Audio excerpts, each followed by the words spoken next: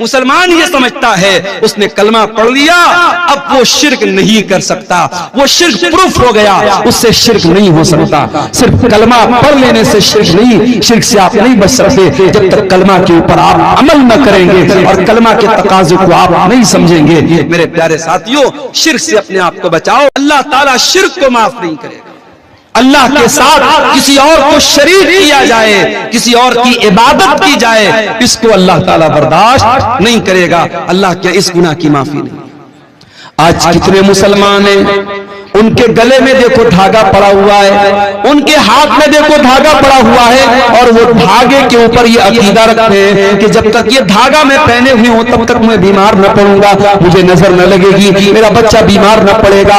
मेरे प्यारे साथियों, कितने मुसलमान हैं जो बुतों के आगे नहीं तो कम से कम कब्रों के आगे जाकर के सजदा कर रहे हैं, कितने पेड़ के आगे जाकर के धागा बांध रहे हैं, कितने मुसलमान हैं जो जानवरों तक की बनाई हुई कब्रों पर जाकर के सर झुका रहे हैं। मौत आकर के बता देती है कि इंसान तू किस खेत की मूली है। बहुत बड़ा बादशाह था फिरौन, बहुत बड़ा बादशाह था फिरौन, इतना बड़ा बादशाह था कि अल्लाह ताला का मजाक उड़ाता था। मूसा अलैहिस्सलाम से कहता था कि ऐ मूसा तू क्या मुझसे बात करेगा, ऐ मूसा तू क्या मुझसे बात करेगा, अरे तेरी जुबान में तो लुकनत है, तेरी जुबान में लड़खड़ाहट है, ऐ मूसा तू मुझसे बात करने के लायक नहीं है। मूसा का मजाक उड़ाया, अल्लाह के नबी का मजाक उड़ाया, उसने तो अल्लाह का भी मजाक उड़ाया। कहा कि ऐ हामान मेरे लिए महल बना दे, सीढ़ी लगा दे, मैं जरा झांक करके देखूं कि मूसा का रब कैसा है, मूसा का अल्लाह कैसा है। उसने अल्लाह का मजाक उड़ाया, उसने मूसा अलैहिस्सलाम का मजाक उड़ाया, उसने यहां तक कहा हाज़िल अनहार तजरी मिन तहती, ऐ मूसा ये देखो मैं मिस्र का बादशाह हूं और बड़ी बड़ी नदियां मेरी सल्तनत में बहती हैं, मेरे महल के नीचे से दरिया बहता है, मैं तो दरियाओं का मालिक हूं, मैं तो इन नदियों का मालिक हूं। अल्लाह ने कहा ऐ फिरौन अब तेरे गुरूर को मैं खाक में मिलाता हूं। फिरौन को कैसी मौत आई? फिरौन को अल्लाह ताला ने दरियाए कुलजुम में डुबा करके मार दिया। उसी दरिया में मूसा अलैहिस्सलाम के लिए रास्ता बन गया और उसी दरिया में फिरौन की कब्र बन गई, फिरौन डूब गया। और फिरौन जब डूब गया तो अल्लाह ने फरमाया कम तरकू मिन जन्नातिन व उयून व ज़ुरूइन व मकामिन करीम व नामतिन कानू फाकिहीन। देखो जरा फिरौन कितने बड़े बड़े महल छोड़ के गया था, कितने बड़े बड़े बागात छोड़ के गया था, कितने अच्छे अच्छे मकामात छोड़ के गया था। कज़ालिका व औरसनाहा कौमन आखरीन। आज फिरौन के महलों का हमने किसी और को वारिस बना दिया। महल फिरौन का है, बाग फिरौन का है और उसकी नहरें फिरौन की है, लेकिन आज फायदा उठाने वाले और लोग हैं। इसलिए मेरे भाइयों कभी भी अपनी ताकत पर गुरूर मत करना, ताकत तो फिरौन के पास भी थी। कभी अपनी दौलत पर गुरूर मत करना।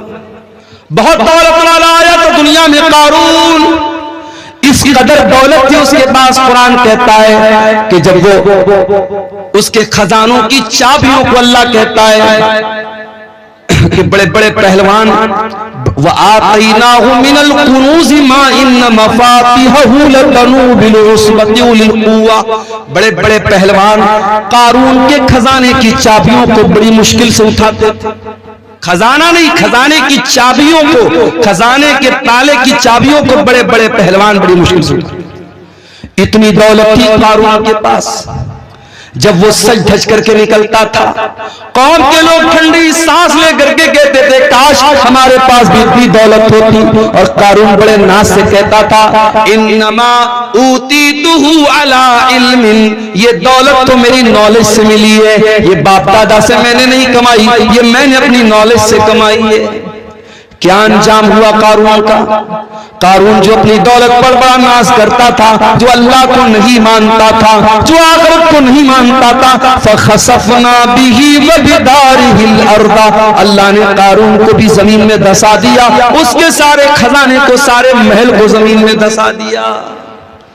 मेरे प्यारे साथियों कभी अपनी दौलत पर भी गुरूर न करना। गुरूर का अंजाम बड़ा बुरा होता है और मौत आकर के इंसान के गुरूर को खाक में मिला देती है। इसीलिए अल्लाह ताला सूरह वाक़िया के अंदर कहता है फलौला इदा बलगतिल हुल्कूम व अंतुम हीनइज़िन तंजुरून व नहनु अक़रबु इलैहि मिनकुम वलाकिन ला तुबसिरून। मेरे बंदो, जब चांद निकलने का टाइम आता है, जब रूह निकलने का टाइम आता है और तुम देख रहे हो तुम्हारा करीबी इंसान मर रहा है, तुम्हारा बाप मर रहा है, तुम्हारी माँ मर रही है, तुम्हारी बीवी मर रही है, तुम अपनी आंखों से मरता हुआ देख रहे हो, लेकिन तुम कुछ नहीं कर सकते।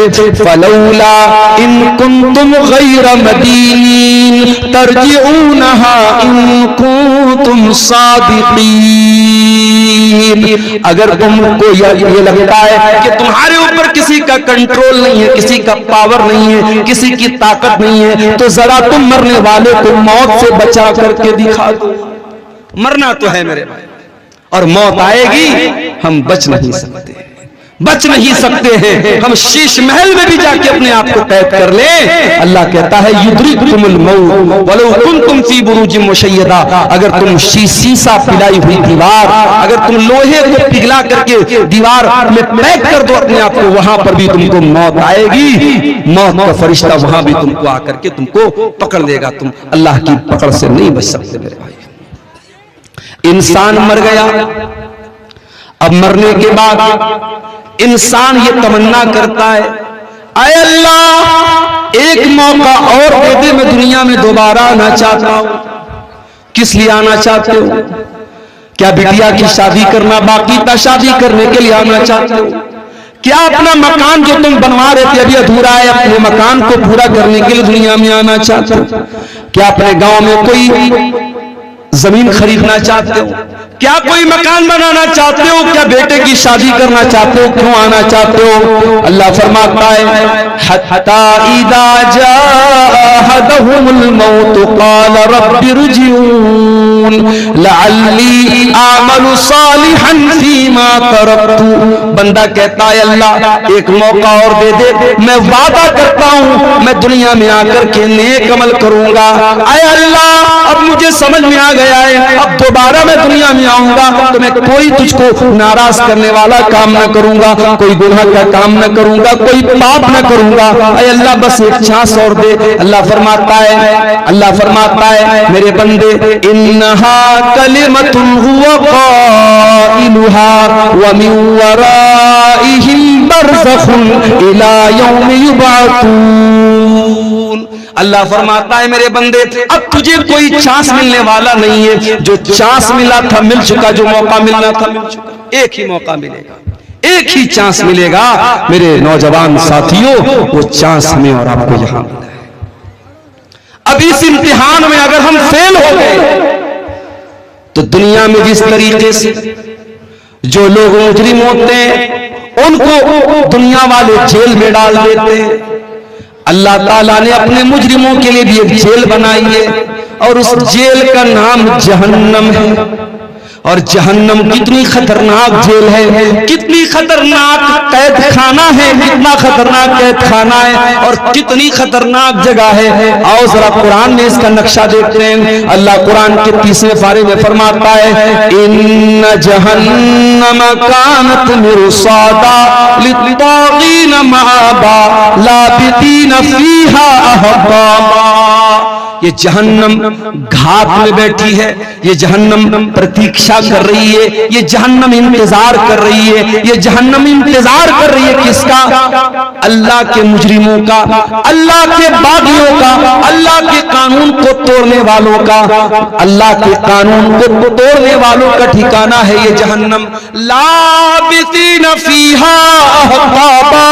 और कोई ये न सोचे मैं तो शिर्क नहीं कर रहा हूं, मैं नमाज नहीं पढ़ रहा हूं तो क्या हो गया, मैं शराब पी रहा हूं तो क्या हो गया, मैं हराम खा रहा हूं तो क्या हो गया, मैं कोई शिर्क थोड़ी कर रहा हूं। अरे मैं जहन्नम में जाऊंगा तो कुछ दिन जाने के बाद मैं जन्नत में चला जाऊंगा। अगर इस गलतफहमी में हो मेरे प्यारे साथियों तो याद रखो जहन्नम के अजाब की जो सजा है वो एक पल भी बर्दाश्त करने के काबिल न होगी। और अल्लाह तो कह रहा है लाबिसीन फीहा अहकाबा। जहन्नम में कितने अरसे तक इंसान पड़ा रहेगा, अल्लाह का मुजरिम पड़ा रहेगा नहीं मालूम, बहुत लंबे टाइम तक जहन्नम में पड़ा रहेगा। दुनिया में जब टेम्परेचर हाई होता है, इंसान को दो चीजों की जरूरत पड़ती है। राजस्थान में एक जगह है बाड़मेर, पूरे भारत में सबसे ज्यादा गर्मी नहीं पड़ती। आप जाएंगे वहां नहीं रह पाएंगे, आप वो गर्मी बर्दाश्त नहीं कर पाएंगे। जिस तरीके से लेह और लद्दाख में 0 के नीचे पारा हो जाता है सर्दी के मौसम में, और पूरे मकान और घरों में बर्फ जम जाता है, उस तापमान में और उस टेम्परेचर में हम और आप बहुत मुश्किल से रह सकते हैं, वैसे बाड़मेर की गर्मी में हम नहीं रह सकते। अभी हमारे इंडिया में 47 डिग्री की गर्मी सबसे ज्यादा मानी जाती है। अभी साइंटिस्ट लोगों का कहना है कि अगर ये गर्मी 50 तक पहुंच गई तो हालात बर्दाश्त के बाहर हो जाएंगे। और मैं एक बात अपनी तकरीरों में भी कहता हूं कि पानी की कदर किया करो मेरे भाई। ये जो पानी हम लोग बहाते हैं, फजूल बहाते हैं, सरकारी पानी आ रहा है, नल खोल दिया बह रहा है, एक बाल्टी पानी में नहा सकते हैं, 4-4 बाल्टी पानी में नहा रहे हैं। एक कपड़े को एक बाल्टी में धो सकते हैं, 10-10 बाल्टी बर्बाद कर रहे हैं। पानी को बर्बाद न करो मेरे भाइयों। अफ्रीका की राजधानी है केप टाउन। केप टाउन के अंदर जितना ग्राउंड के अंदर पानी है, सब पानी खत्म हो चुका है। साउथ अफ्रीका की राजधानी है केप टाउन, वहां पानी खत्म हो चुका है ग्राउंड पर। और साइंटिस्ट का कहना है कि अगर भारत में पानी की बर्बादी नहीं रुकी तो 2040 तक भारत के बड़े बड़े शहरों में, दिल्ली, मुंबई, चेन्नई, बेंगलोर में ग्राउंड के अंदर, जमीन के अंदर का पानी खत्म हो जाएगा। पानी बहुत बड़ी नेमत है, पानी का इस्तेमाल बहुत एहतियात के साथ किया। हमारे नबी की सुन्नत भी है, हमारे नबी सल्लल्लाहु अलैहि वसल्लम बहुत कम पानी में वजू कर लेते थे और बहुत कम पानी में गुस्ल कर लेते थे। हमारे यहाँ तो माशाअल्लाह नल का इंतजाम है, टोटी का इंतजाम है, खोल लिया तो लोग बेदर्दी से पानी बहा रहे हैं। मेरे प्यारे साथियों, पानी की कदर करो, पानी बहुत बड़ी नेमत है। जब गर्मी बढ़ती है तो पानी की जरूरत बढ़ती है, गर्मी बढ़ती है तो ठंडक की जरूरत पड़ती है। अल्लाह फरमाता है ला यज़ूक़ूना फ़ीहा बरदन वला शराबा, जहन्नम के अंदर ना तो जहन्नमियों को ठंडक मिलेगी ना पानी मिलेगा। प्यास लगेगी, पानी चाहिए, पानी भी नहीं है। गर्मी लगेगी, ठंडक चाहिए, ठंडक भी नहीं मिलेगी। इल्ला हमीमन व गस्साका, उनको मिलेगा तो खौलता हुआ गर्म पानी मिलेगा, उनको मिलेगा तो पीपो मवाद मिलेगा, उनको मिलेगी तो गलीज किस्म की चीजें मिलेंगी जो ना खा सकते हैं ना पी सकते हैं। अल्लाह अकबर, ये जहन्नमियों का हाल होगा। ला यज़ूक़ूना फ़ीहा बरदन वला शराबा इल्ला हमीमन व गस्साका जज़ाअन विफ़ाक़ा। अल्लाह फरमाता है ऐ मेरे बंदो, हम जहन्नमियों के साथ कोई जुल्म नहीं करेंगे, कोई अत्याचार उनके साथ न होगा। ये उनके करतूतों का फल होगा, ये उनके करतूतों की सजा होगी। हम तो इंसाफ करेंगे। जानते हो दुनिया में सबसे खतरनाक तराजू जो होता है वो ज्वेलर का तराजू होता है, सोनार का तराजू होता है। हो सकता है चंदे में कुछ औरतों ने अपने जेवरात भी दिए हों, औरतें जो नाक में नथिया पहनती हैं, आप सोनार क्या जाएंगे, सोनार अपने तराजू पर नाक की नथिया को रख के बता देगा इसका वजन। औरतें कान में बाली पहनती, बड़ी हल्की होती है, उस बाली को सोनार अपने तराजू पे रखेगा, उसका वजन सामने आ जाएगा। ये दुनिया के तराजू का हाल है। अल्लाह ताला कयामत के दिन भी एक तराजू रखेगा, और वो तराजू कैसा होगा? आओ कुरान में पूछते अल्लाह ताला से। अल्लाह फरमाता है व नदउल मवाज़ीनल क़िस्त लियौमिल क़ियामह फला तुज़लमु नफ्सुन शैआ व इन काना मिस्क़ाल हब्बतिन मिन खरदलिन अतैना बिहा व कफ़ा बिना हासिबीन। हम कयामत के दिन इंसाफ का तराजू रखेंगे, और कयामत के दिन किसी के साथ कोई जुल्म सितम न होगा। एक राई के दाने के बराबर भी अगर कोई चीज होगी, अल्लाह फरमाता है मेरे तराजू पर सामने आ जाएगी। व कफा बिना हासिबीन, और मेरे बंदो जब हम हिसाब लेंगे तो एक एक चीज का हिसाब लेंगे, हम तो किसी को न छोड़ेंगे। फमन यामल मिस्क़ाल ज़र्रतिन खैरन यरह, वमन यामल मिस्काल दर्रतिन शर्रन यरा, एक जर्रा बराबर भी नेकी करोगे, एक जर्रा बराबर भी गुनाह करोगे, अल्लाह के तराजू पर सामने आ जाएगा।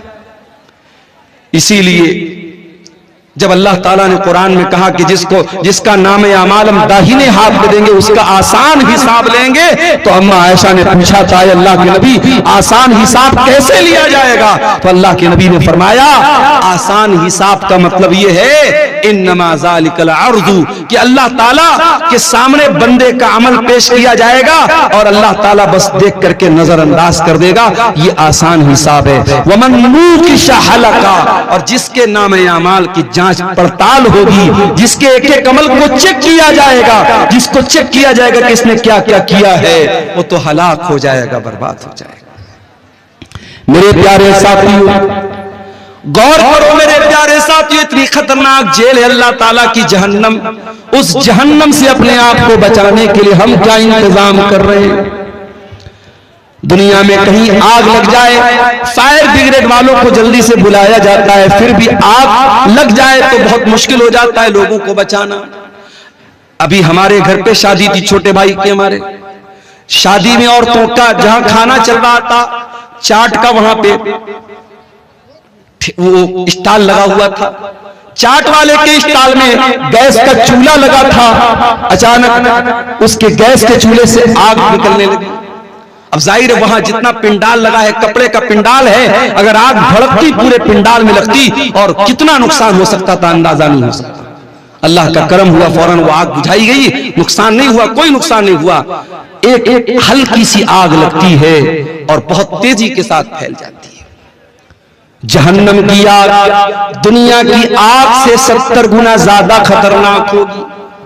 अल्लाह के नबी फरमाते हैं इन्नहा फुस्सिलत अला नारिकुम, दुनिया की आग जहन्नम की आग दुनिया की आग से 70 गुना ज्यादा खतरनाक होगी। दुनिया की आग तो पेट्रोल डीजल से जलती है, जहन्नम की आग फरमाया या अय्युहल्लज़ीना आमनू कू अनफुसकुम व अहलीकुम नारा, ऐ ईमान वालो अपने आप और अपने घर वालों को जहन्नम की आग से बचाओ जिसका ईंधन इंसान और पत्थर होंगे। इंसानों से जलेगी वो आग, पत्थरों से जलेगी वो आग। वो जहन्नम कितनी गहरी होगी उसकी गहराई का अंदाजा हम नहीं लगा सकते। सही मुस्लिम की रिवायत अल्लाह के नबी फरमाते हैं बहुत तेज धमाके की आवाज सुनी। आपने सहाबा से पूछा ऐ मेरे सहाबा क्या तुम जानते हो कि यह आवाज कैसी थी? सहाबा ने कहा अल्लाह और उसके रसूल ज्यादा बेहतर जानते हैं। आपने फरमाया हाजा हजरुन रुमिया बिही फिन्नारि मुंज़ु 70 खरीफा, ऐ मेरे सहाबा 70 साल पहले जहन्नम के अंदर एक पत्थर गिराया गया था, आज जाकर के वो जहन्नम की गहराई तक पहुंचा है, आज जाकर के वो जहन्नम की तह तक पहुंचा है। यानी एक पत्थर को जहन्नम के अंदर गिराया जाए तो 70 साल के बाद वो पत्थर जहन्नम की गहराई तक पहुंचता। इतना खतरनाक है जहन्नम की गहराई। मेरे प्यारे साथियों उस जहन्नम की आग से हम अपने आप को बचाने के लिए क्या इंतजाम कर रहे हैं? हमारे प्यारे नबी जनाबे मोहम्मद रसूलुल्लाह सल्लल्लाहु अलैहि वसल्लम तो जहन्नम की आग से हमको बचाने के लिए आए थे। आपके आने का मकसद यही था दुनिया के लोग ईमान वाले बन जाएं, नेक अमल करने वाले बन जाएं, दुनिया के लोग जहन्नम की आग से बच जाएं। यही आपका मकसद था, आपकी जिंदगी का मकसद था। यही मकसद लेकर के आप दुनिया में आए थे, किस तरीके से अल्लाह के बंदों को जहन्नम की आग से बचाया जाए। यही आपका मिशन था और इसी की टेंशन आपको रहा करती थी और इतना सोचा करते थे आप कि अल्लाह ताला कुरान में कहता है फला अल्लाका बाक़िउन नफ्सका अला आसारिहिम इल्लम युमिनू बिहादल हदीथ असफा। ऐ नबी आपको लोगों के ईमान लाने की इतनी चिंता है, इतनी फिक्र है, कहीं इस चिंता में आप अपने आप को हलाक न कर दे, कहीं खत्म न कर दे। अल्लाह के नबी फरमाते हैं ओ लोगों मेरी मिसाल और तुम्हारी मिसाल तो ऐसी है जैसे कोई इंसान आग जलाता है और आग जैसे वो जलाता है वैसे ही परवाने और पतंगे उस आग में जल जल के मरने लगते हैं। वो दूर करने की कोशिश करता है मगर वो परवाने नहीं मानते और बार बार उस आग में कूद करके मरते हैं। अल्लाह के नबी फरमाते हैं अना आखिदुम बिहुजज़िकुम अनिन नार, वो लोगों मैं तुम्हारी कमर पकड़ पकड़ के तुमको जहन्नम की आग से बचा रहा हूं, वो अंतुम तक़तहिमून फीहा, लेकिन तुम जहन्नम के अंदर जा रहे हो। अच्छा एक बात बताओ, क्या कोई बाप कभी चाहेगा कि अपने बेटे को आग में डाल दे? कभी नहीं चाहेगा। आग में डालना तो बड़ी दूर की बात है, बच्चे को जरा सी आग की चिंगारी भी पहुंचे, बाप अगर वाकई में बाप है, उसके सीने में बाप का दिल है, अपने बेटे को हल्की सी चिंगारी में भी वो तला नहीं दे सकता। हमारे प्यारे नबी इस उम्मत के रूहानी बाप थे। हमारे नबी के दिल में एक बाप अपने बच्चों का जितना खैरखा होता है, जितना भलाई चाहने वाला होता है, उससे कहीं ज्यादा भलाई चाहने वाले हमारे नबी थे। इसीलिए हमारे नबी ने एक एक चीज बता दी, कौन सा काम करोगे तो जहन्नम में जाओगे और कौन सा काम करोगे तो जहन्नम से बचोगे। आपने फरमाया इत्तकुन नार वलौ बिशिक्कि तमरा, ऐ लोगों जहन्नम की आग से अपने आप को बचा लो, वलो बिशिक्कि तमरा, अगर एक खजूर का टुकड़ा तुम दे करके अल्लाह की राह में सदका करके अगर बचा सकते हो, अगर अल्लाह की राह में एक खजूर का टुकड़ा तुम दान दे करके, चंदा दे करके, सदका दे करके अगर अपने आप को जहन्नम की आग से बचा सकते हो तो बचा लो। अल्लाह के नबी ने बहुत सारे ऐसे अमाल बताए। आपने फरमाया मन सल्लल बरदैनी दखलल जन्ना, जो फजर की नमाज और असर की नमाज, जो दो ठंडी नमाजें, जो इन दोनों नमाजों को पाबंदी से पढ़ेगा वो जन्नत में जाएगा। बहुत सारे अमाल आपने ऐसे बताए हैं जो हमको जहन्नम से बचाने वाले और जन्नत में लेकर के जाने वाले। अब आइए कुछ ऐसे अमाल भी आपके सामने बयान करो जो जहन्नम में लेकर के जाने वाले, इसलिए कि बीमारी का इलाज ये भी होता है कभी कभी कि हम बीमारी को जान जाएं। कहते हैं ना जानकारी ही बचाव है। जब हमें यह मालूम हो जाए कि ये चीज हमको जहन्नम में लेकर के जाने वाली है, हम उससे अपने आप को बचाएंगे, इंशाअल्लाह हम जहन्नम से जाने से इंशाअल्लाह बच जाएंगे। आइए जरा कुरान उठाते हैं मेरे प्यारे साथियों, वो कौन सी चीजें जो जहन्नम में लेकर के जाने वाली हैं। सबसे पहली चीज और सबसे खतरनाक चीज जो जहन्नम में लेकर के जाने वाली है, कुरान कहता है इन्नल्लाह ला यगफिरु अन युशरक बिही व यगफिरु मा दून ज़ालिका लिमन यशा। अल्लाह ताला शिर्क को माफ नहीं करेगा। अल्लाह के साथ किसी और को शरीक किया जाए, किसी और की इबादत की जाए, इसको अल्लाह ताला बर्दाश्त नहीं करेगा। अल्लाह के इस गुनाह की माफी नहीं। आज कितने मुसलमान हैं, उनके गले में देखो धागा पड़ा हुआ है, उनके हाथ में देखो धागा पड़ा हुआ है, और वो धागे के ऊपर ये अकीदा रखते हैं कि जब तक ये धागा मैं पहने हुए हूं तब तक मैं बीमार न पड़ूंगा, मुझे नजर न लगेगी, मेरा बच्चा बीमार न पड़ेगा।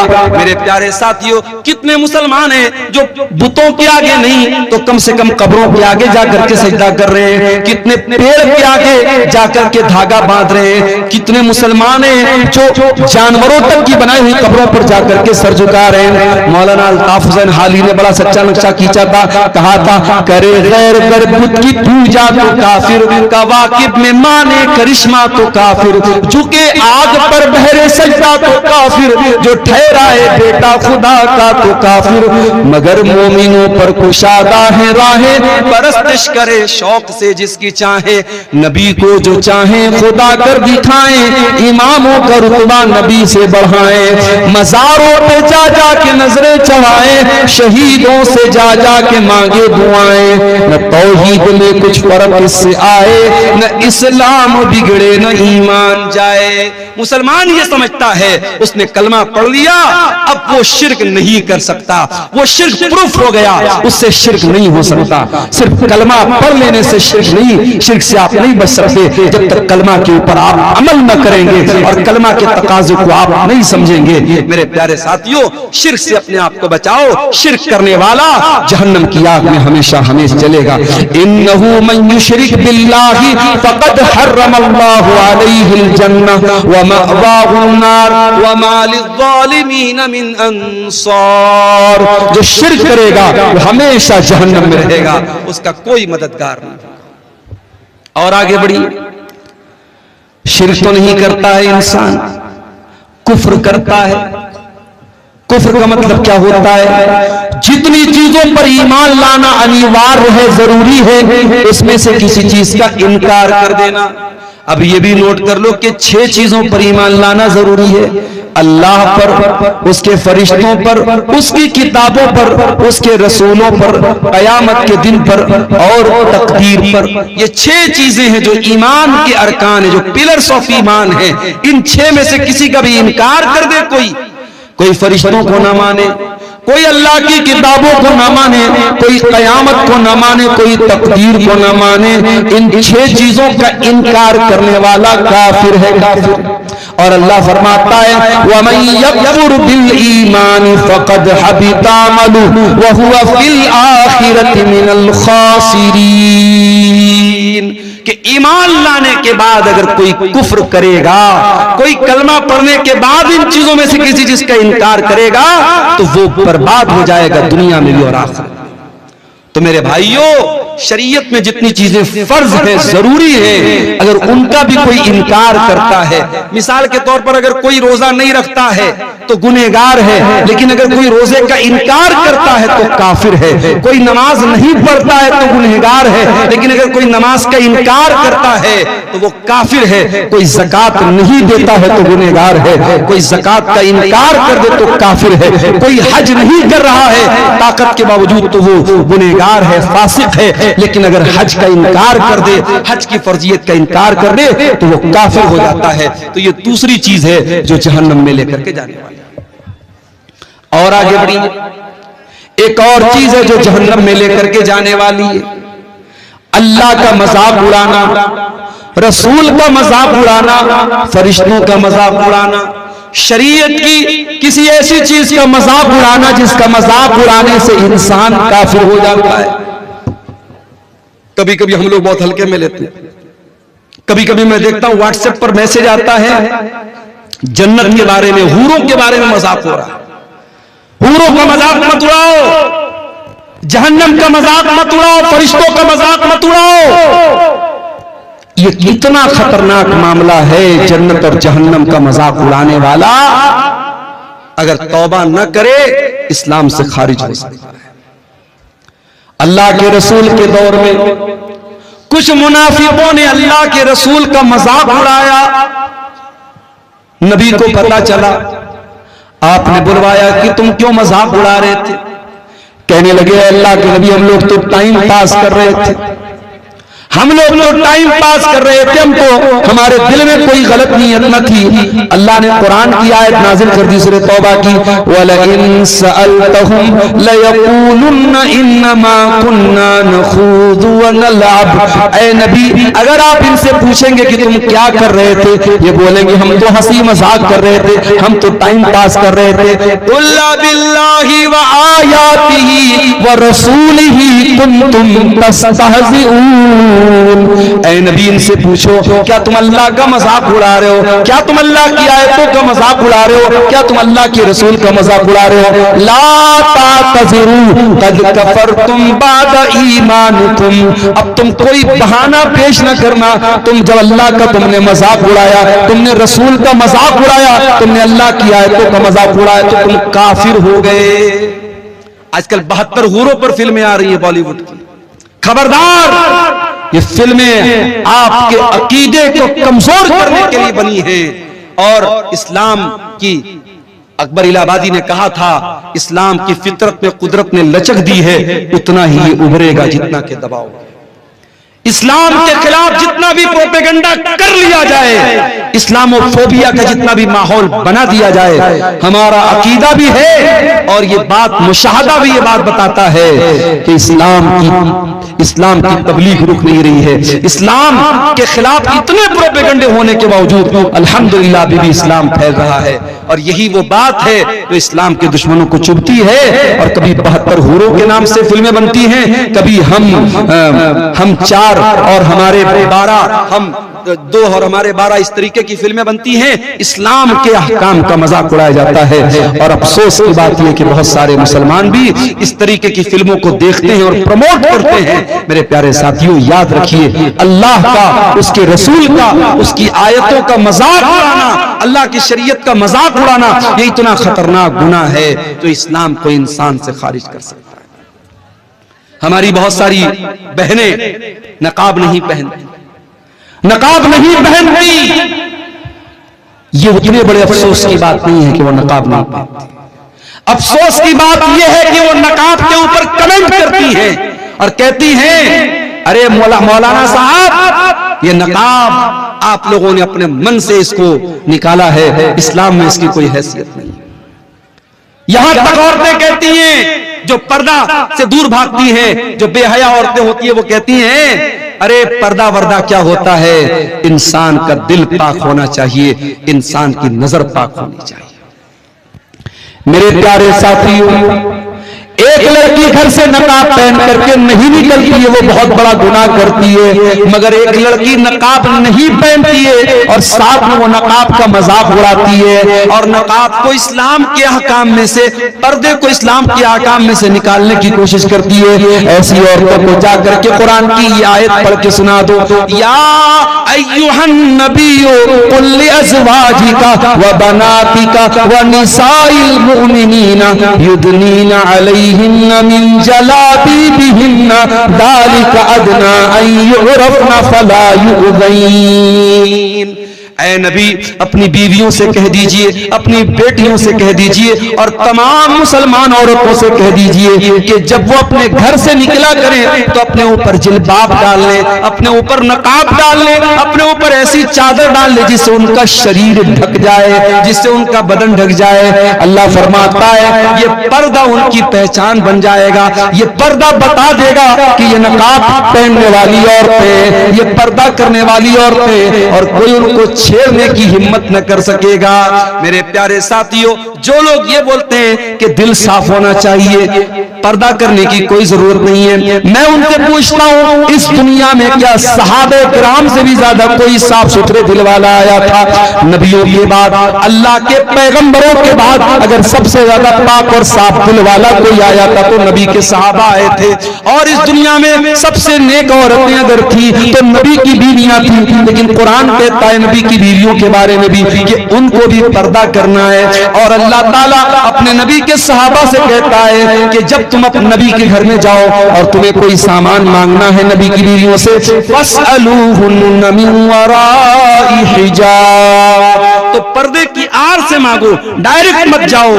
ज़ालिकुम अतहरु लिकुलूबिकुम व कुलूबिहिन्ना, इसी में तुम्हारे दिल की भी पाकी है, इसी में उनके दिल की भी पाकी है।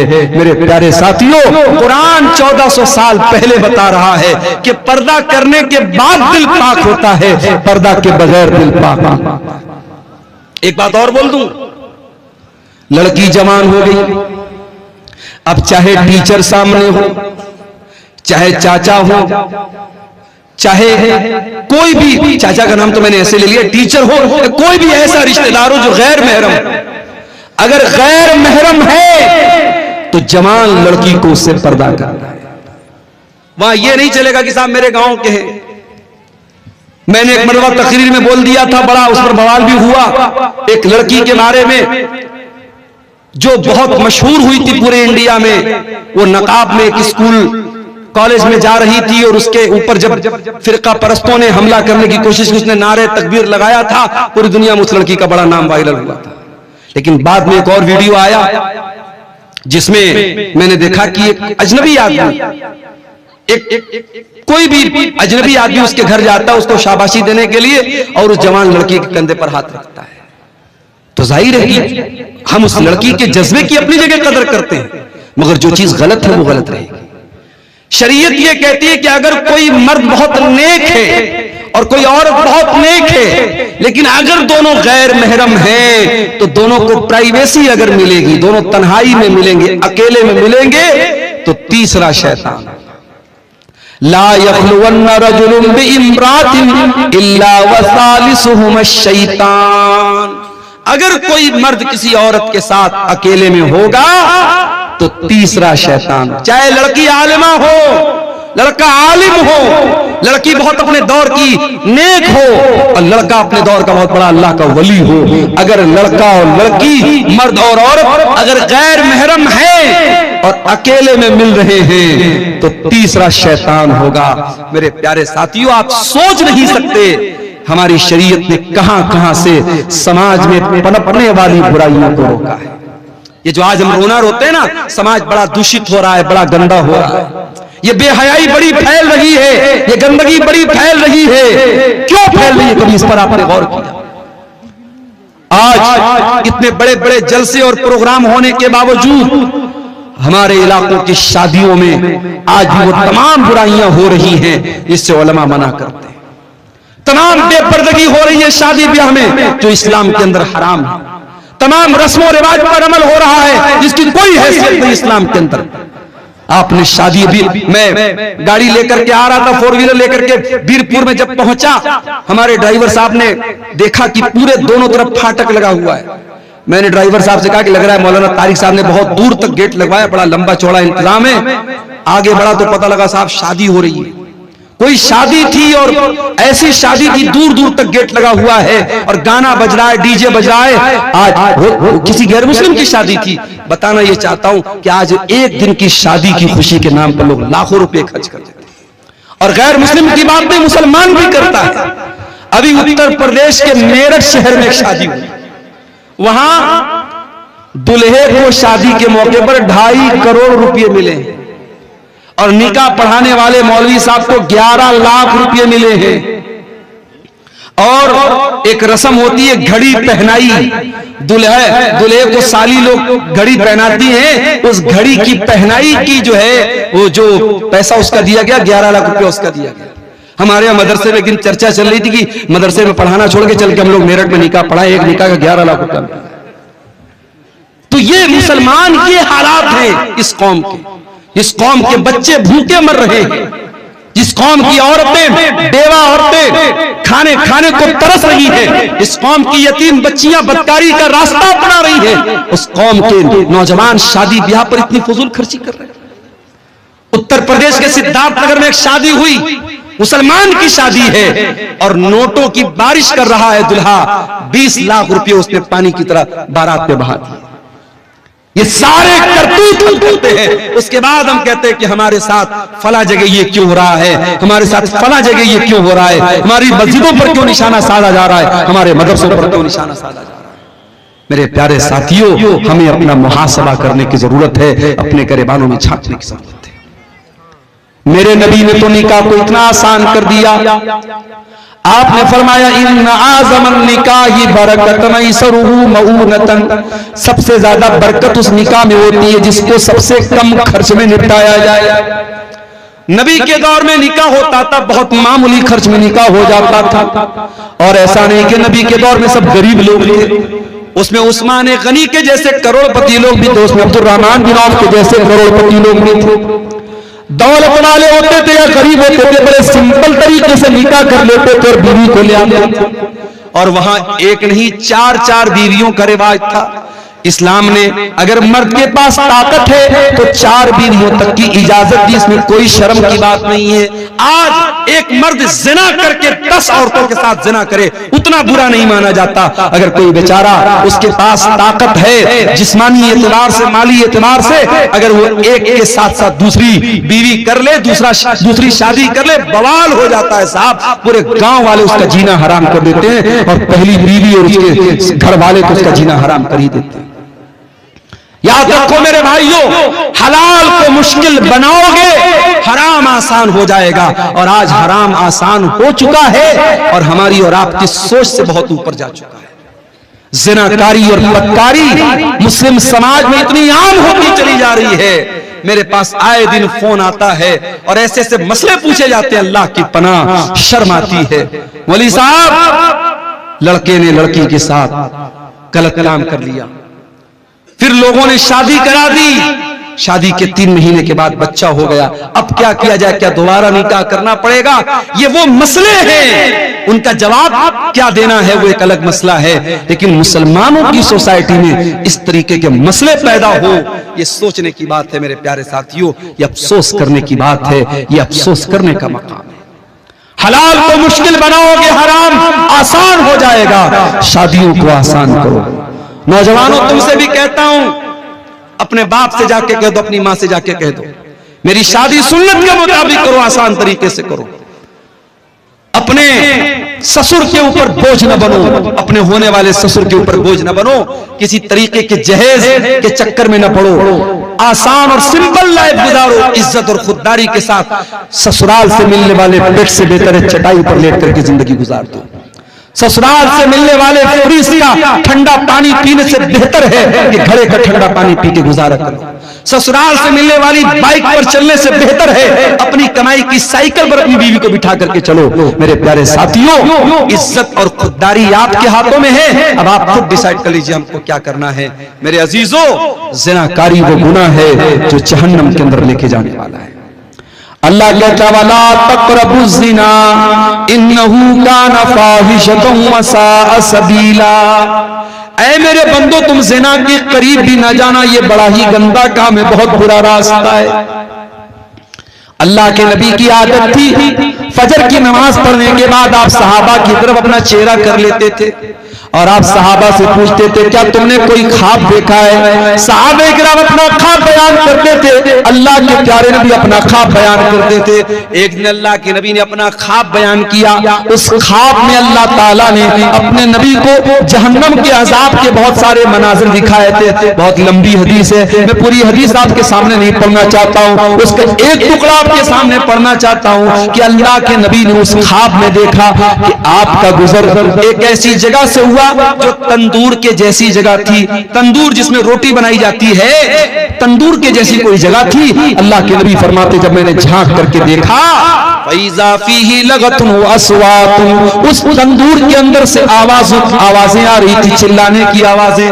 मैंने जब झांक करके देखा तो उसमें बहुत सारे मर्द औरत उल्टे लटके हुए थे और सबके सब बरहना थे, सबके सब नंगे थे। उसके बदन पर कोई कपड़ा न था, मर्द भी नंगे, औरतें भी नंगे, वो उल्टे लटके हुए थे और जहन्नम की आग आती थी और उनकी शर्मगाहों में दाखिल हो रही थी।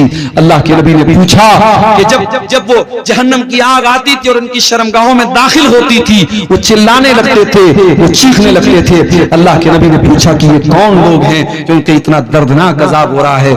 जवाब मिला, हाउलाई सुनात व ज़वानी, ऐ अल्लाह के नबी, ये ज़िनाकार मर्द हैं और ज़िनाकार औरतें हैं। मेरे भाइयों, इस समाज से इस बुराई को मिटाना है तो ये 2 काम करना हमको बहुत जरूरी है। पहला काम, अपने घर में हमें माहौल पर्दा वाला और शर्म हया वाला बनाना पड़ेगा। अपने घर में महरम गैर महरम का फर्क करना पड़ेगा। आपकी लड़की जवान हो गई, अब कोई भी आता है गांव का और अगर आपकी बेटी बेपर्दा उसके सामने आ जा रही है तो इस पर आपको पाबंदी लगाना पड़ेगा। मैं जानता हूं जिस माहौल में ये चीजें आम हो जाती हैं वहां बचना बहुत मुश्किल हो जाता है, मगर मैं ये भी जानता हूं कि साउथ अफ्रीका का क्रिकेटर हाशिम अमला, अगर उस मुल्क में जहां हर तरफ नंगी औरतें घूमती हों, अगर उस मुल्क में उसकी बीवी सर से पैर तक नकाब में चल सकती है, तो आपके इलाके में अगर ये पर्दे का माहौल न हो, लेकिन अगर आप चाहेंगे, अगर बाप चाहेगा, अगर माँ चाहेगी, तो उसकी बेटी इस माहौल पर भी इंशाअल्लाह अमल करेगी। मेरे पास ऐसे भी केस आते हैं मेरे भाई, ऐसी बच्चियों के फोन आते हैं जो कहती हैं कि हम ऐसे घरों में शादी करना चाहते हैं जहां हमें इस्लामी पर्दे पर अमल करने दिया जाए, जहां देवर और जेठ से पर्दे का माहौल हो, जहां बेपर्दगी ना हो, बेहयाई ना हो, हम ऐसे घर में शादी करना चाहते हैं। आज के इस दौर में ऐसी भी मुसलमान लड़कियां हैं। ये पहला काम आपको करना पड़ेगा, अपने घर के माहौल को इस्लामी माहौल बनाना पड़ेगा। और दूसरा काम क्या करना पड़ेगा? निकाह को आसान करना पड़ेगा। जब तक आप ये काम नहीं करेंगे मेरे प्यारे साथियों, ज़िनाकारी और बदकारी को नहीं रोक सकते। जहन्नम में लेकर के जाने वाला एक और अमल है सूद खाना, ब्याज खाना। अल्लाह के नबी ने लानत की है बाकायदा, लानल्लाहु आकिल रिबा व मुकिलहु व कातिबहु व शाहिदैहि। सूद खाने वाला, सूद खिलाने वाला, सूद की गवाही देने वाला, सूद को लिखने वाला, सब पर अल्लाह की लानत हो। और कुरान कहता है फ़इल्लम तफ़अलू फ़अज़रू बिहर्बिन मिनल्लाहि व रसूलिही। अगर सूद खाने वाला, अगर सूद खाने से बाज नहीं आता है, अगर ब्याज खाने वाला अगर ब्याज खाने से बाज नहीं आता है, तो कुरान कहता है अल्लाह से और उसके रसूल से जंग करने के लिए तैयार हो जाओ। आज कौन ब्याज नहीं खा रहा है? किसका सेविंग अकाउंट नहीं है? सबका सेविंग अकाउंट है, और सबके अकाउंट में, किसी के अकाउंट में 10 रुपया, किसी के अकाउंट में 100 रुपया, किसी के अकाउंट में 1 लाख रुपया, जिसकी जितनी कैपिटल है उस हिसाब से ब्याज आ रहा है। और ये तो वो ब्याज है जो सेविंग अकाउंट में मिलती है। कितने मुसलमान तो बाकायदा FD कराते हैं, बैंक में 1 लाख रुपया जमा कर दिया, 1 लाख पर 1 लाख 6,000 रुपया हर साल ब्याज बैंक दे रहा है। कितने बड़े बड़े पैसे वाले मुसलमान इसी ब्याज के जरिए पैसा कमा रहे हैं। माफ करना मेरे भाई, इतना बड़ा गुनाह है ये ब्याज। अल्लाह के नबी ने फरमाया कि अपनी सगी मां के साथ जिना करने से भी बड़ा गुनाह है। आपने फरमाया कि जिना के 70 सूद के 70 से ज्यादा दर्जे हैं, उसमें सबसे हल्का दर्जा ये है अय्यन की हर रजुल उम्महू, के अपनी मां के साथ इंसान जिना करे। मेरे प्यारे साथियों, सूद और ब्याज से अपने आप को बचाओ। अपने भाइयों से कहना चाहता हूं, ऐसी कंपनियों में पैसा न लगाओ, ऐसे बिजनेस में पैसा न लगाओ जो फ्रॉड है, जो जुआ है, जो सूद है। बहुत सारी कंपनियां आजकल चली हैं, कोई क्रिप्टो करेंसी के नाम से, कोई फला मेटाओजोन के नाम से, कोई फला कंपनी के नाम से, कोई ड्रीम 11 के नाम से। ये नौजवानों आपके पैसे को बर्बाद करने के लिए और आपको जुए और सूद की लानत में गिरफ्तार करने के लिए सारी कंपनियां। हलाल तरीके से पैसा कमाओ, बहुत सारे पैसा कमाने के तरीके। तो ये सूद और ब्याज मेरे भाइयों जहन्नम में लेकर के जाने वाला अमल है। अब 2-4 बातें और बयान करूंगा और जाते जाते एक अपील करके जाऊंगा। आप जानते हैं हमारे शेख तारिक साहब का ये इदारा चल रहा है और अल्हम्दुलिल्लाह 600 650 यहाँ बच्चे तालीम हासिल कर रहे हैं। इस इदारे के लिए ये जलसा हुआ है, आप इसका ताउन करते हुए यहाँ से जाएंगे। आखिरी 2-4 बातें और सुन लीजिए, फिर हम बात खत्म करेंगे। रात के तकरीबन 2 बज रहे हैं। आप जहन्नम में लेकर के जाने वाले अमल की बात कर रहा हूं मेरे अजीजों। जहन्नम में लेकर के जाने वाला एक और अमल है, और वो अमल है जुल्म करना। अगर जुल्म करोगे, अत्याचार करोगे, तो ये अमल भी जहन्नम में लेकर के जाने वाला है। अल्लाह के नबी फरमाते हैं, सही मुस्लिम की रिवायत है, सिनफान मिन अहलिन नारी लम अरहुमा।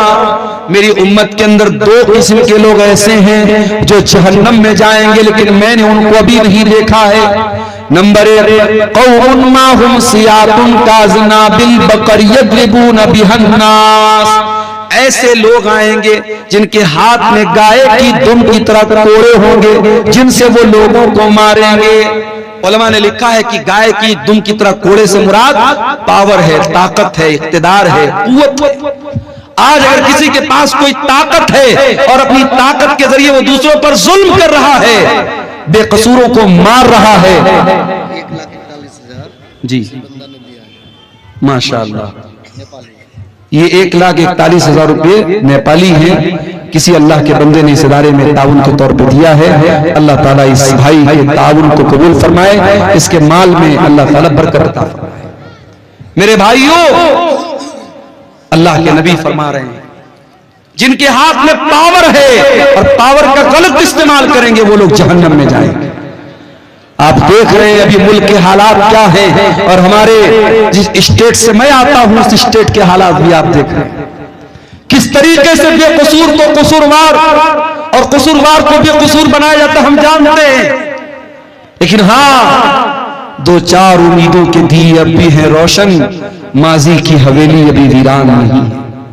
अगर शर्जील इमाम नाम का वो लड़का जिसको बेकसूर जेल की काल कोठरी में डाला गया, तो आज अल्लाह का फजल और करम है, उस लड़के की बहन ने अपनी तालीम के बल पर जो जज बन गई अदालत की, गालिबन हाई कोर्ट की वो जज बनी है, उसने दुनिया को दिखा दिया कि तुम जुल्म करके हमारे टैलेंट को नहीं रोक सकते हो, हमारी सलाहियत को नहीं रोक सकते हो। मेरे प्यारे साथियों, जालिम याद रखे, हर जालिम ये बात याद रखे कि अल्लाह ताला ने हर फिरौन के लिए मूसा का इंतजाम करके रखा हुआ है। उसके बाद अल्लाह के नबी फरमाते हैं जहन्नम में जाने वाली दूसरी किस्म होगी उन औरतों की, वह निसाउन कासियातुन आरियातुन मुमीलातुन माइलातुन, ऐसी औरतें जहन्नम में जाएंगी जो कपड़ा पहन करके भी नंगी होंगी, गैर मर्दों को अपनी तरफ माइल करेंगी और खुद भी उनकी तरफ माइल हो जाने वाली होंगी।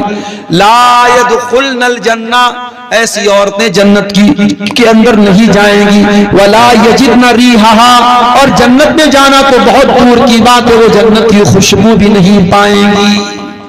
तो ये अमल भी मेरे प्यारे साथियों जहन्नम में लेकर के जाने वाला है। और आगे बढ़िए, किसी का हक मार लेना, किसी की जमीन पर नाजायज कब्जा कर लेना, भाई का अपनी बहन का हक मार लेना, बाप का अपनी बेटी का हक मार लेना, पड़ोसी का हक मार लेना, यह भी बहुत बड़ा गुनाह है। अल्लाह के नबी फरमाते मन नक़द शिब्रम मिनल अर्दी, जो किसी की जमीन पर एक बालिश, एक बित्ता अगर किसी की जमीन पर नाजायज कब्जा कर लेगा तो फिक़मिन सभी अर्दीन यौमल क़ियामा, तो क़यामत के दिन उसको 7 जमीनों का तौक उसकी गर्दन में डाला जाएगा। ये जमीन, ये जायदाद सब यही रह जाएगी मेरे भाई। किसी की जमीन पर नाजायज कब्जा करके आप अपने बच्चों के लिए शायद फ्यूचर बना दें, मगर अपना फ्यूचर आप खराब कर लेंगे, अपने आप को जहन्नम का हकदार बना लेंगे। आज कितनी जमीनें लोग हड़पते हैं, हम दूसरों से क्या शिकवा करें। आज कब्रिस्तान की जमीन पर, ईदगाह की जमीन पर और मस्जिदों की जमीनों पर लोगों ने नाजायज कब्जा करके रखा है। अल्लाह के नबी फरमाते हैं अगर किसी की जमीन, एक बित्ता भी अगर किसी की जमीन पर, औरतों की जानी, ये कितना है कुछ गिनती नहीं, ये खवातीन की तरफ से, औरतों की तरफ से अमाउंट आया है। इसमें कुछ इंडियन है, कुछ नेपाली है। अल्लाह ताला इन तमाम हमारी माँ बहनों की उनके ताउन को कबूल फरमाए और मजीद उनको अल्लाह की राह में ताउन देने की तौफीक अता फरमाए। शेख फिरोज आलम नदवी साहब ने 50,000 रुपये का ताउन पेश किया है। आप मुदीरुल जामिअतुल इस्लामिया रियाजुल उलूम है। अल्लाह ताला शेख मोहतरम के इस अतिया को कबूल फरमाए, इनके माल में, इनके अहल वयाल में बरकत अता फरमाए, और हमारे वो भाई जो अभी तक इस काम में पीछे रहे उनको भी अल्लाह ताला तौफीक दे कि वो आगे बढ़ें और इस कार्य खैर में हिस्सा लें। अल्लाह ताला आप सबके ताउन को कबूल फरमाए। तो मेरे अजीजों, जहन्नम में लेकर के जाने वाला एक अमल, इंसान दूसरे का हक मारता है, ये भी एक बहुत बड़ा अमल है। और आगे बढ़िए, जहन्नम में लेकर के जाने वाला एक और अमल है, उसका ताल्लुक हमारे बदन के एक ऐसे हिस्से से है जो है तो बहुत छोटी सी चीज मगर इतनी खतरनाक है कि बड़ी बड़ी जंगें करा देती है, जिसको हम जबान कहते हैं। जबान का गुनाह भी इंसान को जहन्नम में लेकर के जाता है। अल्लाह के प्यारे नबी ने सल्लल्लाहु अलैहि वसल्लम ने एक मर्तबा हज़रत मुआज़ इब्न जबल से फरमाया, उनको बहुत सारी बातें आपने बताई, सदका के बारे में बताया, नमाज के बारे में बताया, जिहाद के बारे में बताया। फिर आपने फरमाया कि ऐ मुआज़, क्या मैं इन तमाम बातों का खुलासा तुमको न बता दूं? उन्होंने कहा क्यों नहीं, अल्लाह के रसूल जरूर बता दीजिए। आपने अपनी जबान की तरफ इशारा करके फरमाया, अम्लिका लैका लिसानक, ऐ मुआज़ अपनी जबान को कंट्रोल कर लो, ये सारी चीजों का खुलासा है।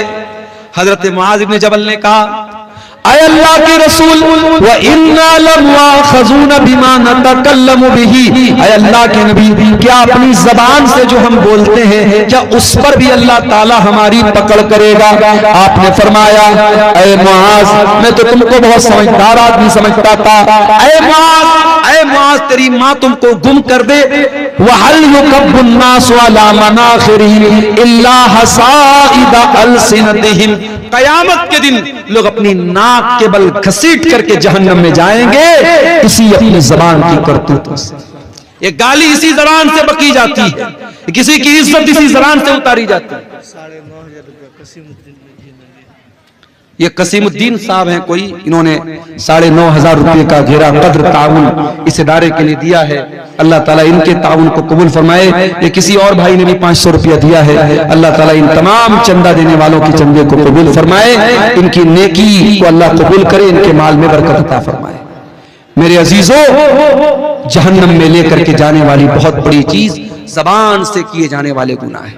गीबत, चुगली, किसी की इज्जत उतारना, किसी को जलील करना, ये सारे काम इसी जबान से किए जाते हैं। खबरदार, अपनी जबान को संभाल करके रखो मेरे प्यारे साथियों।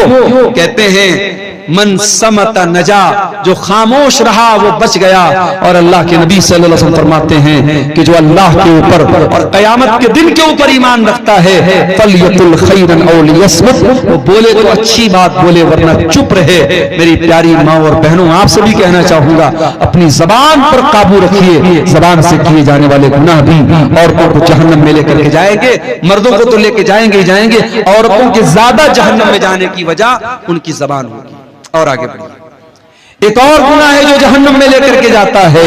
हर जुमा के खुतबे में हम सुनते हैं, वकुल्लु मुहद्दसतिन बिदा वकुल्लु बिदातिन ज़लाला वकुल्लु ज़लालतिन फिन्नार। ये एक और भाई ने 100 रुपए का ताउन दिया है। अल्लाह ताला इसको भी कबूल फरमाए। दीन के अंदर हर नया काम बिदात है और हर बिदात गुमराही है और हर गुमराही जहन्नम में लेके जाती है। मैं कभी कभी अपनी तकरीरों में ये बात कहता हूं कि देखो, बिदाती अपनी बिदअत से तौबा करे, इसकी पॉसिबिलिटी बहुत कम होती है।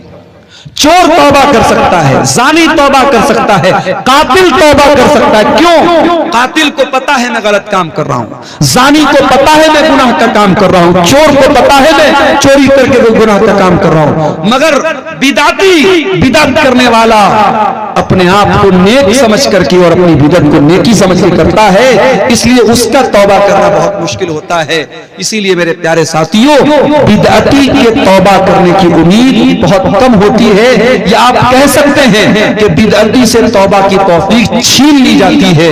इसीलिए उलमा कहते हैं कि जहां कोई बिदअत पैदा होती है वहां कोई सुन्नत खत्म हो जाती है।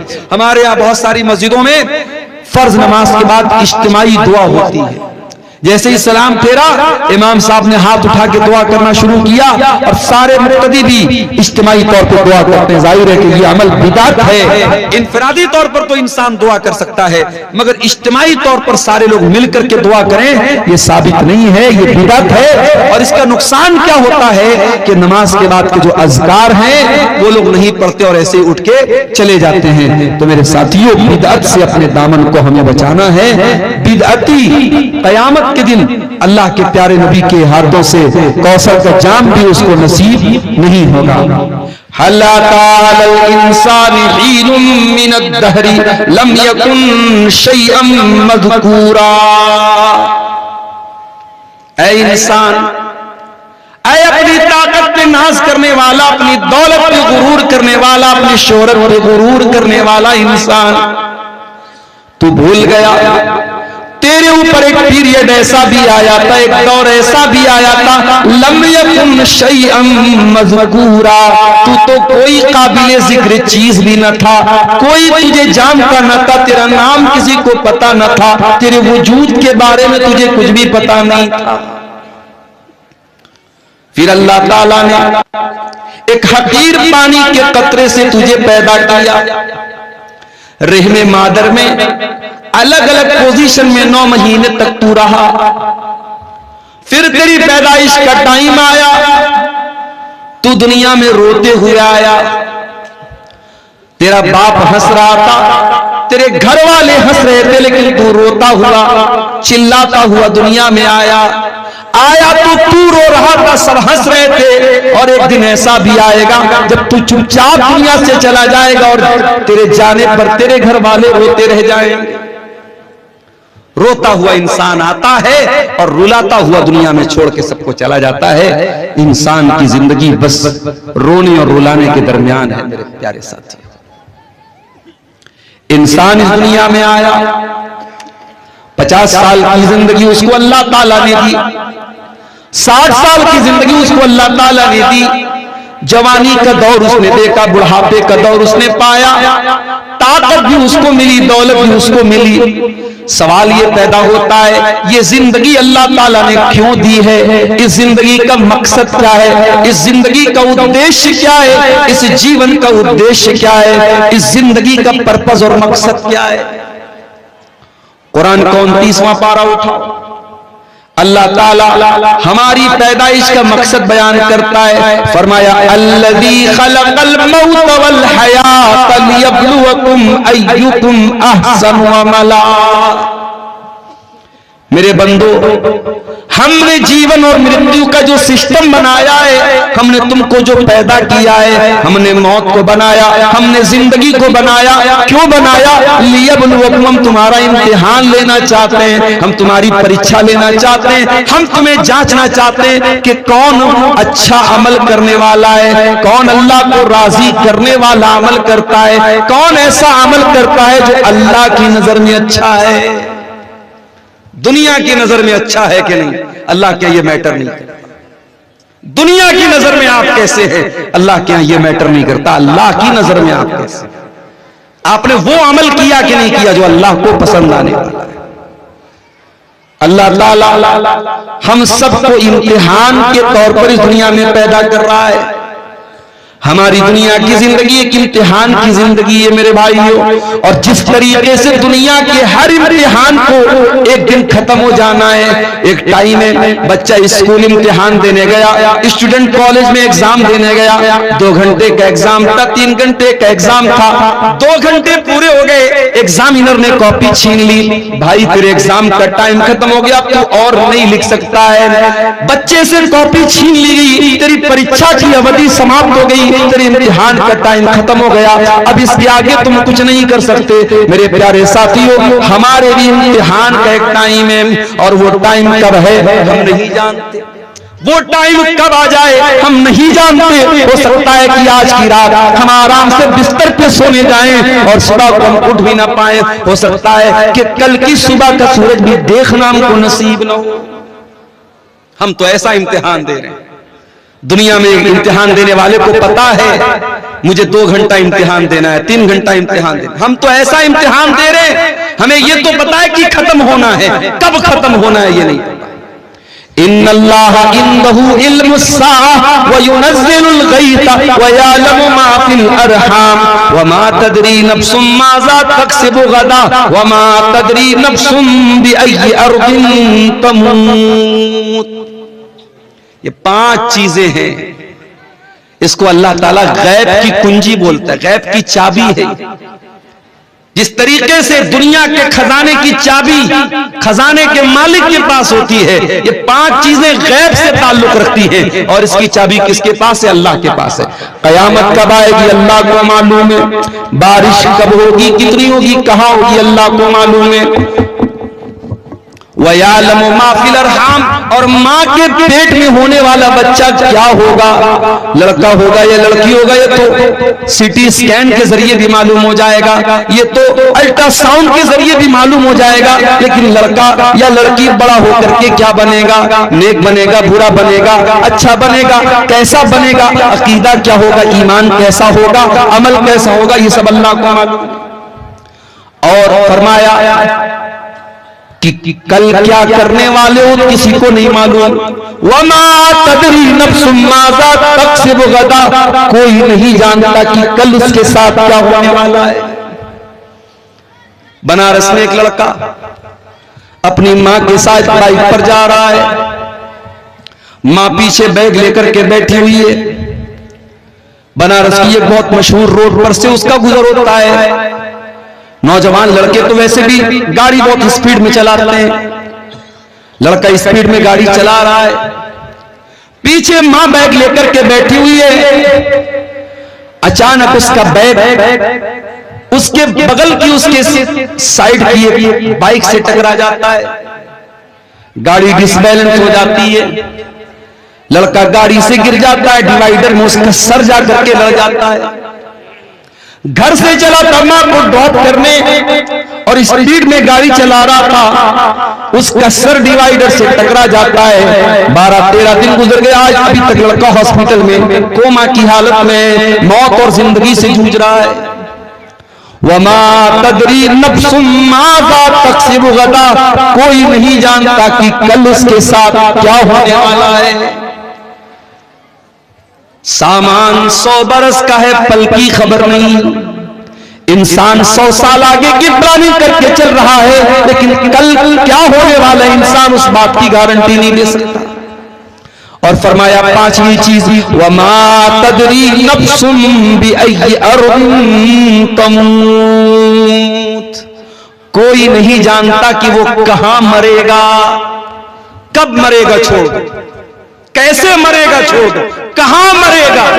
बाबुआन का रहने वाला, बसमतिया का रहने वाला, नेपाल बॉर्डर का रहने वाला इस बात की गारंटी नहीं दे सकता कि मैं अपने गांव में, अपने इलाके में, अपने घर में मरूंगा।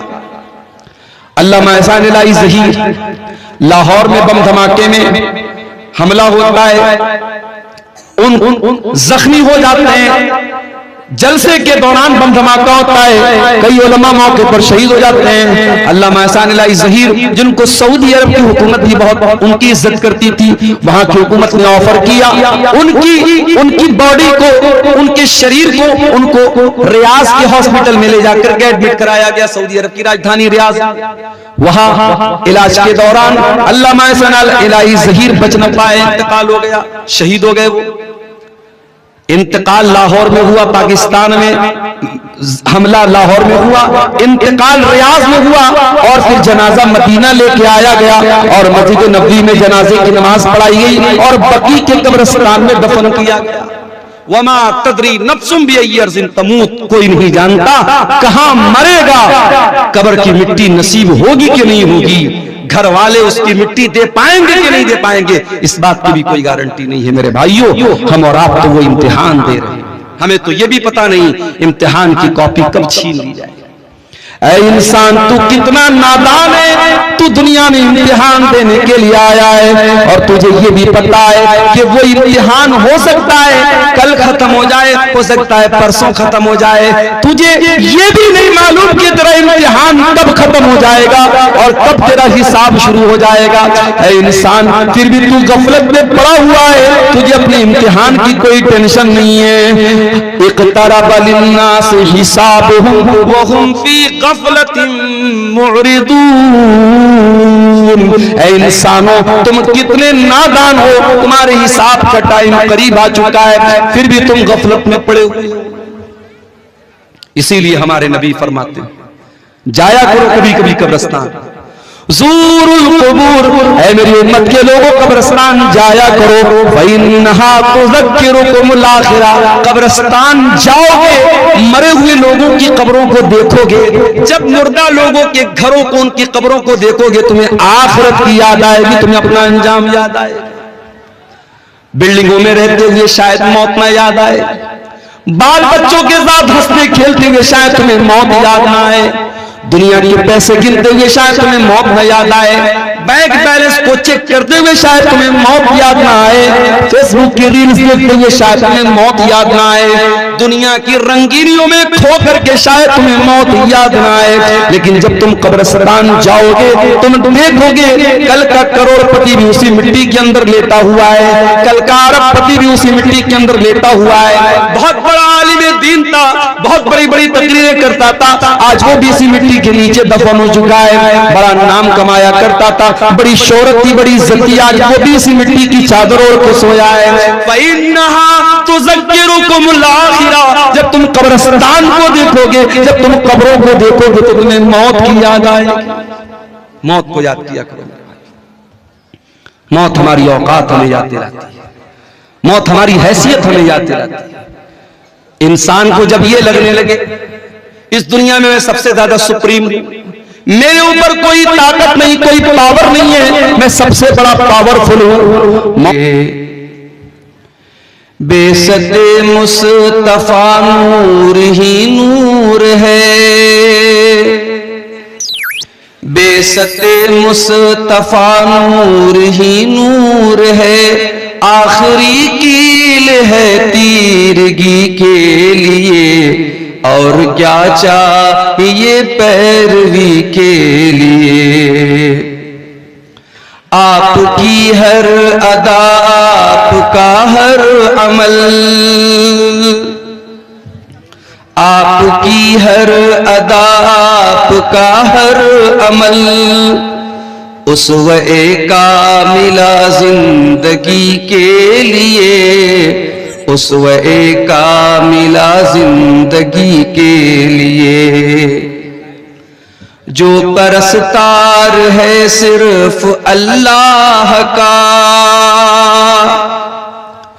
जो परस्तार है सिर्फ अल्लाह का, फिर नबी उसके हैं वो नबी के लिए, फिर नबी उसके हैं वो नबी के लिए।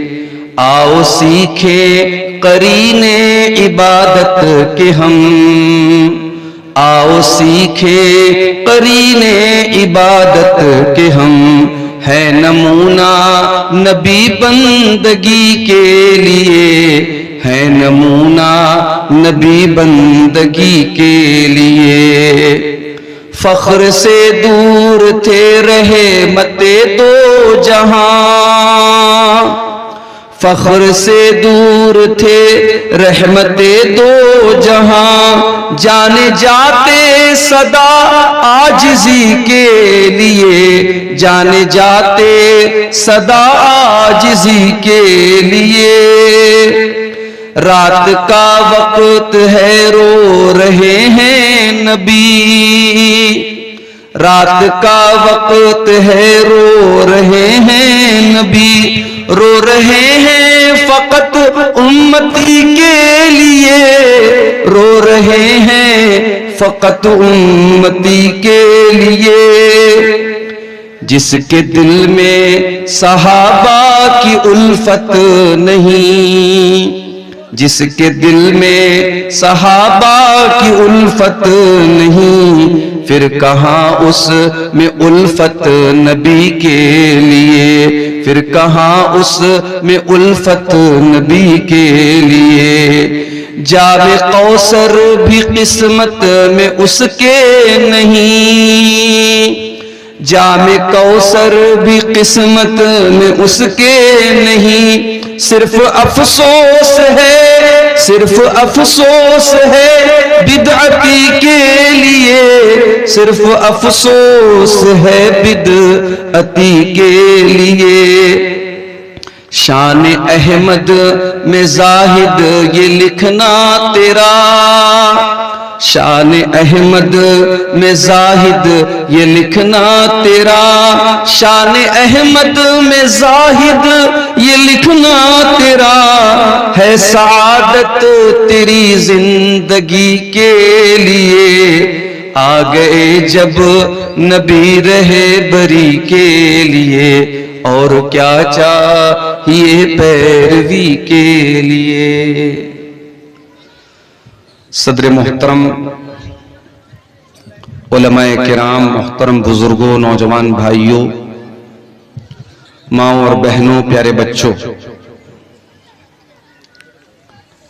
मैं बहुत ही खुशनसीब अपने आप को महसूस कर रहा हूं। नेपाल बॉर्डर के करीब बाबुआन नाम के इस इलाके में शेख तारिक मदनी हफिज़हुल्लाह की दावत पर इस अजीमुशान प्रोग्राम में आज आने की सआदत नसीब हुई। शेख तारिक साहब ने यह प्रोग्राम तकरीबन 5 महीना पहले अप्रैल में ही तय कर दिया था। उसी वक्त मुझसे तारीख ली थी और हालात प्रोग्रामों के ताल्लुक से बहुत साजगार नहीं है, सफर के लायक अभी मेरी पोजीशन नहीं है। फिर भी चूंकि शेख का प्रोग्राम बहुत पहले से लिया हुआ था, इसलिए आज आना जरूरी भी था।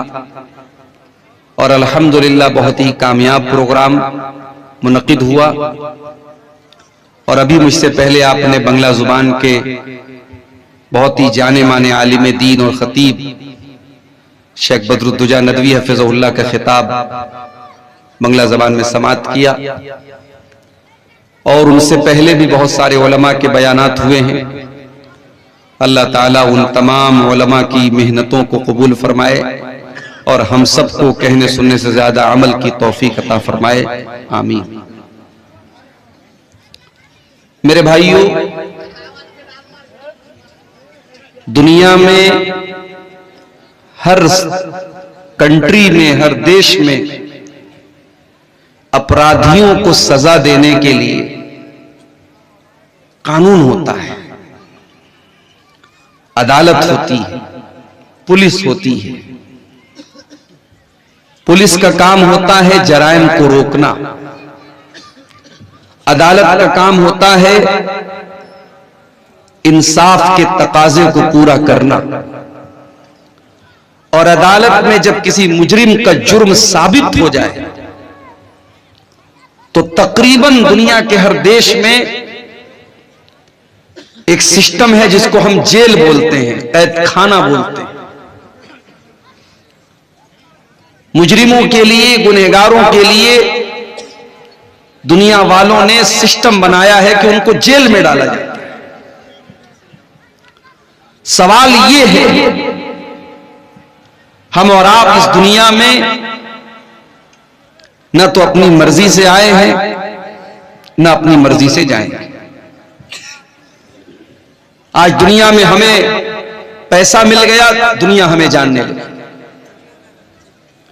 हमारे पास ओहदा आ गया, दुनिया हमें सलाम करने लगी। लेकिन एक वक्त ऐसा भी था जब हम दुनिया में नहीं आए थे, हमारा कोई वजूद नहीं था। उस वक्त दुनिया को मालूम भी नहीं था कि इस नाम का कोई आदमी धरती पर आने भी वाला है। दुनिया में इंसान अपनी दौलत, अपनी शोहरत, अपने नाम पर गुरूर करने से पहले अपना वो दौर भी याद करे जब वो कुछ नहीं था। कल जुमा का दिन है, आप फजर की नमाज में अगर मस्जिद में जाएंगे, इमाम साहब सुन्नत के मुताबिक अगर नमाज पढ़ाएंगे तो दूसरी रकात में सूरतुल इंसान की तिलावत करेंगे, सूरतुल दहर की तिलावत करेंगे। सूरतुल दहर की पहली आयत में अल्लाह ताला ने क्या फरमाया? ये मजीद 1000 रुपए का ताउन एक भाई ने और पेश किया है, अल्लाह इसको भी कबूल फरमाए। अभी हमारे एक भाई ने पीछे से कहा कि कुछ लोग टाइम के पहले अजान दे देते हैं। टाइम के पहले, चाहे असर की अजान हो, चाहे फजर की अजान हो, अगर जो टाइम है बहुत सोच समझ करके जंतरी बनाई गई, टाइमिंग बनाई गई है, इस टाइमिंग से पहले अगर कोई अजान देता है तो ये भी गलत है। इसी तरीके से बात जगहों पर देखा गया कि कब्रिस्तान में मुर्दे को दफनाने के बाद वहां खड़े होकर अजान दे रहे। भाई ये क्या है? कहते साहब हम अजान दे करके शैतान को भगा रहे हैं यहां से, ताकि हमारा जो मुर्दा है उससे सवाल जवाब में आसानी हो जाए। माफ कीजिए, मुर्दे की आसानी के लिए दुआ करने का हुक्म है, अजान देने का हुक्म नहीं है। इसलिए मेरे अजीजों, आप बिदअत के हर तरीके से अपने आप को बचाइए। एक भाई पूछ रहे हैं कि रियाकारी से बचने का क्या तरीका है? रियाकारी से बचने का एक तरीका तो यह है कि आप जब भी कोई नेकी करें, इस एहसास के साथ और इस फीलिंग के साथ करें कि किसी को पता न चले, चुपके से नेकी करो। कहावत है ना, नेकी कर दरिया में डाल। ये एक आदत डाल लें। दूसरी बात है कि अपनी नेकी के बारे में बयान न करें लोगों से। और फिर तीसरी चीज ये है कि अगर आप रियाकारी से बचना चाहते हैं तो जिंदगी में कुछ अमल ऐसा करके जाइए जो बिल्कुल सीक्रेट हो, आपको पता हो, अल्लाह को। अल्लाह ताला ने कुरान करीम में अपने नेक बंदों के बारे में फरमाया, वयुतीमून अत्ताम अला हुब्बिही मिस्कीनन व यतीमन व असीरा।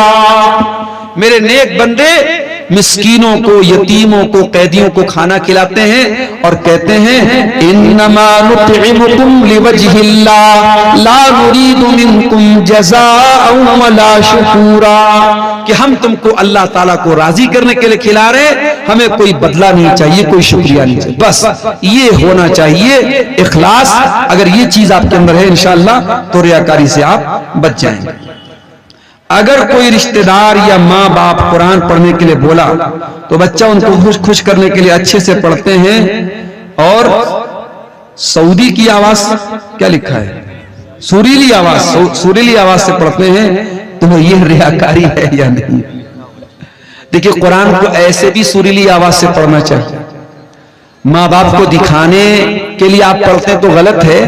कुरान जब भी पढ़ें तो अच्छी आवाज में पढ़ने का हुक्म है। अल्लाह के नबी की हदीस है मल्लम यतगन्न बिल कुरान फलैसा मिन्ना, कि जो कुरान को गा करके ना पढ़े, गा करके पढ़ने का मतलब कुरान को अच्छी आवाज में, सुरीली आवाज में ना पढ़े, वो हम में से नहीं। कुरान को अच्छी आवाज में पढ़ना चाहिए, लेकिन बाप के डर से पढ़ रहा है और ऐसे नॉर्मल आवाज में पढ़ रहा है तो ये गलत बात है। अच्छी आवाज में हमेशा पढ़ना चाहिए। अगर कभी बच्चे जो होते हैं छोटे होते हैं, नासमझ होते हैं, उस्ताद के डर से कभी क्लास में पढ़ दिया तो उतना बड़ा कोई मसला नहीं है, उसको रियाकारी नहीं बोलेंगे। अगर कोई इमाम नमाज पढ़ाए और पढ़ाते पढ़ाते नापाक हो जाए, उनकी वजू खत्म हो जाती है, तो ऐसी सूरत में क्या करना चाहिए? देखिए अगर नमाज के दौरान किसी का वजू टूट जाता है तो उसको नमाज तो फौरन तोड़ देनी चाहिए। हदीसों से जो बात साबित है वो यही है कि उसको नमाज फिर उसके आगे कंटिन्यू नहीं करना चाहिए। अब वो इमाम है तो ऐसी सूरत में वो अगर अकेला पढ़ रहा होता तो भाई चलो ठीक है नमाज तोड़ के जाएगा, दोबारा वजू आके पढ़ेगा। तो अगर वो इमाम है तो भी वो यही काम करे। अगर उसका वजू टूट गया है तो वो नमाज के बीच में से निकल जाए और मुक्तदियों को बता दे कि ये मेरे साथ मसला हो गया, मेरा वजू टूट गया, और दोबारा आकर के वो फिर से नमाज पढ़ाए। इसलिए कि अगर नमाज के दौरान वजू टूट गया तो फिर नमाज बातिल हो गई, फिर वो नमाज उसको दोहराना पड़ेगा।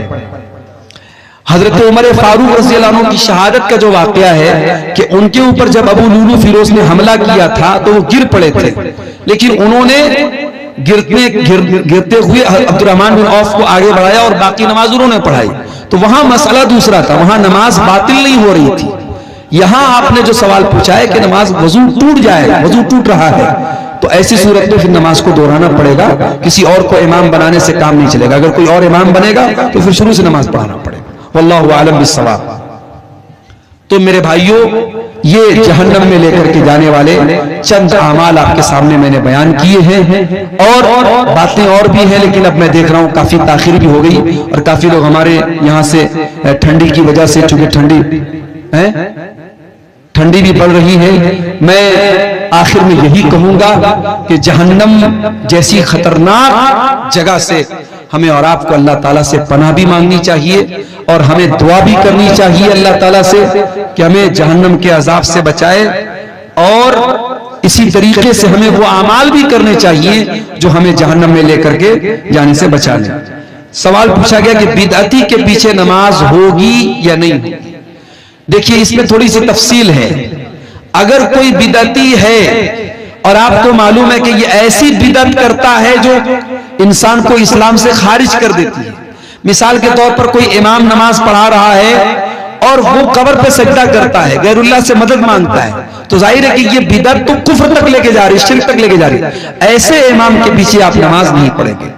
लेकिन अगर कोई बिदअती है लेकिन उसकी बिदअत ऐसी बिदअत नहीं है जो कुफ्र तक लेके जाती हो, तो वो बिदअती है, गुनहगार है, लेकिन उसके पीछे आप नमाज पढ़ सकते हैं। लेकिन जानबूझ करके कसदन अच्छे इमाम को छोड़ करके, मुत्तबे सुन्नत इमाम को छोड़ करके ऐसे बिदअती इमाम के पीछे नमाज नहीं पढ़े। जहां मजबूरी की बात हो, आप बाजार में जा रहे हैं, मार्केट में जा रहे हैं और कोई मस्जिद आ गई, तो वहां आप नमाज पढ़ सकते हैं।